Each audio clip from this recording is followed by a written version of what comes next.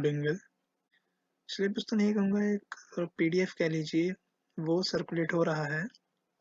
तो क्या आप हमें बताइए कि आप ये जो सिलेबस सर्कुलेट हो रहा है, ये जो पीडीएफ सर्कुलेट हो रहा है, क्या ये ऑथेंटिक है या नहीं है? क्या इसकी ऑथेंटिसिटी है या नहीं है?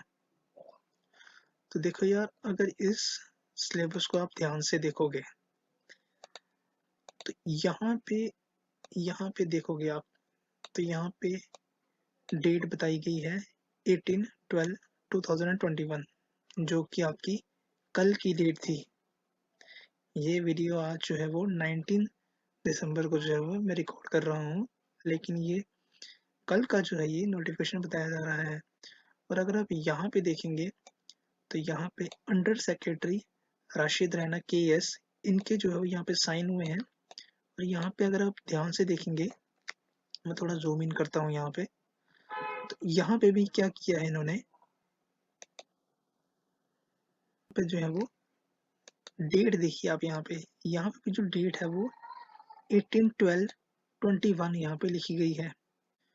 तो यार हम अपनी तरफ से जो है ये कंफर्म नहीं कर रहे हैं कि ये ऑथेंटिक ही है, ये ओरिजिनल ही है। लेकिन अगर ऐसी चीज़ों को जो आप ध्यान से देखोगे तो यहाँ पे ये माना जा सकता है कि शायद से ये आपका जो है वो सिलेबस हो सकता है।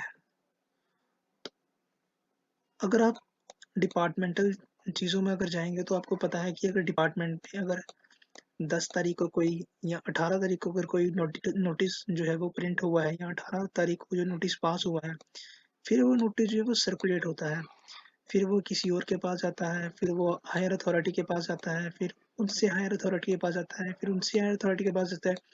तो आने में जो नोटिफिकेशन जब ऑफिशियली जो है वो उसको जो है वो प्रिंट होने में या उसको ड्राफ्ट होने में, या कह लीजिए आप उसको ऑफिशियली जो है वो साइट पे वेबसाइट पे अपलोड होने के लिए उसको कम से कम जो है वो 3-4 दिन का समय जो है वो लग जाता है। तो इसी तरीके से यहाँ पे भी यही हुआ है कि किसी ने जो है वो यहाँ पे ड्राफ्ट को जो ये जो आपका ऑर्डर है, आपका जो सिलेबस है, ये वहाँ पे जब ड्राफ्ट हुआ तो ये अप्रूवल जो है वो इनसे तो मिल गया, लेकिन इनसे हायर अथॉरिटीज भी हैं, उनके पास भी जाएगा अप्रूव होने के लिए। तो उसके बाद ही यहाँ पे ये है इसको जो है वो पब्लिश किया जाएगा पब्लिकली। यही चीज़ हुई होगी, किसी ने जो है वो पहले आउट कर लिया होगा, किसी डिपार्टमेंट के बंदे ने, और लोगों ने है जो वो इसको अभी इसका जो है वो ऑफिशियली जो है वो JKSSB की वेबसाइट पे जो है इसको अपलोड नहीं किया गया। तो इसीलिए जो है वो बच्चे जो है वो काफ़ी क्योस में आ गए हैं कि सर सिलेबस आ गया, ये हो गया, वो हो गया। देखिए, अगर आप किसी एग्ज़ाम की तैयारी कर रहे हैं ना, तो सबसे पहले आपको जो है वो एक चीज़ ध्यान में रखनी है, र्यूमर्स से बचना है। अगर कोई भी चीज़ सर्कुलेट होती है तो उसका 1-2 दिन, 1-2-3 दिन तक उसका वेट कीजिए उसकी ऑथेंटिसिटी का। जब जो बोर्ड आपका एग्ज़ाम कंडक्ट करवा रहा है, जब वो कंफर्म कर ले कि हाँ, यही आपका जो है वो सिलेबस है, ऐसा ही आपका जो है वो सिलेबस रहने वाला है, तब ही जाके जो है वो आप अपना आगे प्रोसीड कीजिए। लेकिन अगर हम 2018 में 18 का सिलेबस देखिए, अगर आपका JKP सब इंस्पेक्टर का, तो आपका जो JKP सब इंस्पेक्टर का एग्ज़ाम है 2018 का, वो कंडक्ट करवाया था आपका पुलिस ने, आपकी जम्मू कश्मीर पुलिस ने। ओके, लेकिन जो आपका ये 2019 वाला 2021 वाला एग्ज़ाम है, ये आपका कंडक्ट करवा रही है JKSSB। तो शायद से जो है वो हम कह सकते हैं कि जो 2018 में जो आपका पेपर जो पुलिस ने करवाया था, उसमें जो आपका सिलेबस था वो सेम टू सेम सिलेबस ऐसा ही था। उसमें जो है वो एक चीज़ मिसिंग थी, वो ये थी आपका ये JNK रीऑर्गेनाइजेशन एक्ट, ये आपका उसमें मिसिंग था जब 2018 में आपका पेपर हुआ था। तो सिर्फ एक ये चीज़ इंक्लूड की गई है, बाकी आपका जो सिलेबस है वो हूबहू वैसा का वैसा ही है। पिछली बार भी जो है वो जब सिलेबस आपका आया था तो उसमें भी जो है वो आपका डिटेल में सिलेबस जो है वो डिस्क्लोज नहीं किया गया था। तो यहाँ पे अगर आप देख रहे होंगे, आपको कम से कम यहाँ पे 14 टॉपिक्स जो हैं वो यहाँ पे आपको बताए गए हैं। लेकिन आप यहाँ पे एक और चीज़ देख रहे होंगे, यहाँ पे मैंने ये स्टार्स वगैरह लगाए हैं। कहने का मतलब यहाँ पे एक ही है कि ये जो स्टार्स लगाए हैं, आप चाहे तो इसका स्क्रीनशॉट ले लीजिए वेक्टर का। उसमें जो है जो ये चीज़ें स्टार लगी हैं, इनका वेटेज जो है वो सबसे ज़्यादा रहने वाला है। अब आप बोलेंगे कि सर कंप्यूटर्स का जो है वो सबसे ज़्यादा सिलेबस होता है, कंप्यूटर्स जो है वो ज़्यादा इंपॉर्टेंस है। देखिए, मैं मानता हूँ कंप्यूटर्स में आपका जो है वो वेटेज रहेगा, लेकिन उसका वेटेज जो है वो पॉलिटी हो गया आपका, इकोनॉमी हो गया आपका, हिस्ट्री हो गया, उसके बाद आपका हो गया ये आपका ईवीएस हो गया, जिसको हम इन्वायरमेंट एंड इकोलॉजी भी कहते हैं, आपका करंट अफेयर हो गया। इससे जो है वो थोड़ा सा कम ही रहेगा। और आपका ये हो गया जनरल मेंटल एबिलिटी, ये आपका मैथमेटिक्स वाला पोर्शन हो गया। तो ये चीजें जो है वो आपकी सिलेबस में रहेंगी। तो अगर हम इसी को अगर आपका सिलेबस मान के चलो, अगर हम 2018 का देखें, आपका जो पेपर हुआ था, 2018 का जो पेपर हुआ था, तो 2018 में जो सिलेबस था वो सेम टू सेम वैसा ही सिलेबस था जैसा कि यहाँ पे दिया गया है। और वहाँ पे ये था कि वहाँ पे आपकी टेक्निकल चीजें जो थी, आपका वो जो सिलेबस था, उनके लिए भी जो है वो उन्होंने काफी जो एक साइंस एंड टेक्नोलॉजी पे थोड़ा डीप में बताया था कि आपको क्या क्या पढ़ना है। लेकिन यहाँ पे इन्होंने सिर्फ लिखा हुआ है कि जनरल साइंस लिखा हुआ है। तो अगर आप इस तरीके से अपने सिलेबस में जाएंगे, तो यहाँ पे आप देखेंगे कि आपको वही सिलेबस जो जेके पीएससी करवाता है, जेके पीएससी जो केएस का एग्जाम होता है, उसमें भी जो है वो कुछ इसी तरह का जो है वो सिलेबस होता है। लेकिन उसमें दो तीन चीजें यहाँ पे ये होती हैं कि वहाँ पे आपको जो है वो एक काफी ब्रॉड वे में, काफी डीप वे में आपको क्वेश्चंस पूछे जाते हैं। किसी को हराना हो तो उसको जो है वो सबसे पहले उसका उसको डीमोरलाइज कर दीजिए। तो अगर सबसे पहले अगर बोर्ड ने ये सिलेबस बनाया है, तो कुछ बच्चे जो है वो इस सिलेबस को देख के ही जो है वो डर जाएंगे। वो बोलेंगे कि यार सिलेबस बहुत ज़्यादा है। तो उनका मोटिवेशन जो है यहाँ पे ही टूट जाएगा कि सिलेबस बहुत ज़्यादा है, हमसे नहीं हो पाएगा। तो वहाँ पे यहाँ पे वो डीमोरलाइज हो जाएंगे और अपनी प्रिपरेशन जो अच्छी खासी उनकी चल रही थी, अपनी प्रिपरेशन का वो खुद कबाड़ा कर देंगे यहाँ पे। तो आपको ऐसा नहीं करना है। आपको जैसी आपकी प्रिपरेशन चल रही थी, आप उसको वैसे ही चलने दीजिए। और बाकी आपकी जो ये जो आपका सब्जेक्ट्स हैं, इन पे जो है वो आप पॉलिटी हो गया, हिस्ट्री की बुक्स होगी आपकी, आप अपनी एनसीईआरटीज उन पे जो है वो आप फोकस रखिए। देखिए, ज़्यादा बड़ी बड़ी छलांगे मारने से कुछ नहीं होगा। अगर आपका बेस ही क्लियर नहीं होगा, तो आप कुछ नहीं कर पाएंगे। ज़्यादा नहीं कहूँगा, आप 11th-12th की एनसीईआरटी जो है वो एक बार उसको 15 से 20 दिन में जो उसको आप जो है वो 15 से 20 दिन में इनको ख़त्म कीजिए। अब वो कौन कौन सी एनसीईआरटीज है?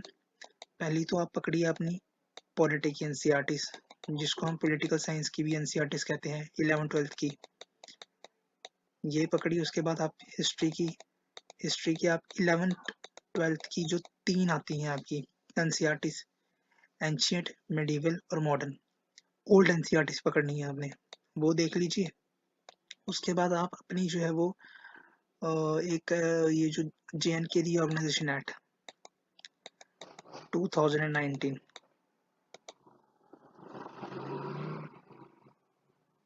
खुद से रीड कर लीजिए।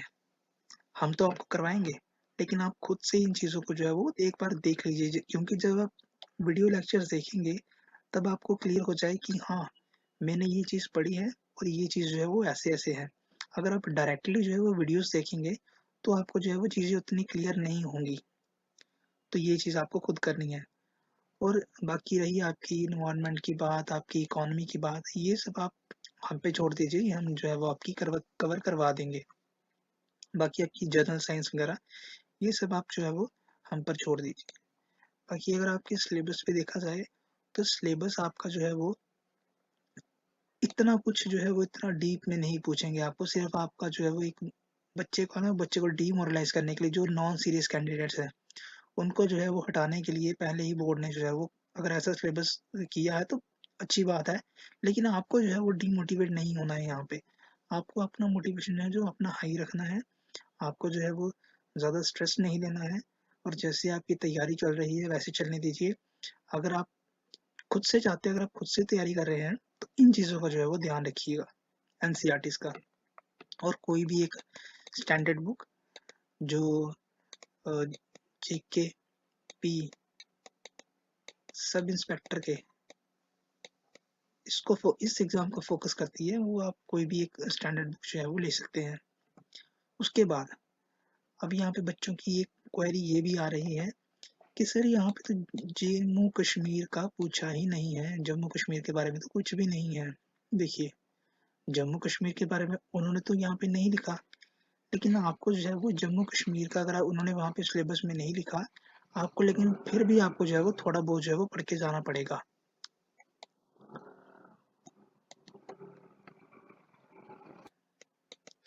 करंट अफेयर आपको जम्मू कश्मीर का पढ़ के जाना पड़ेगा, क्योंकि अगर उन्होंने सिलेबस में आपको जम्मू कश्मीर की हिस्ट्री, पॉलिटी, इकोनॉमी वगैरह नहीं पूछी हुई, लेकिन आपको जो है वो करंट अफेयर जो है जम्मू कश्मीर का पढ़ के जाना पड़ेगा कि कौन सी प्लेसेस जो है वो न्यूज़ में रही, कौन सी नए नए जम्मू कश्मीर की पर्सनैलिटीज हैं जिनको अवार्ड्स मिले हैं, कौन कौन सी नए प्रोजेक्ट शुरू हुए हैं, कौन कौन सी गवर्नमेंट ने स्कीम्स जहाँ पे जो है वो इंट्रोड्यूस की हैं, ये आपको सारा देखना पड़ेगा।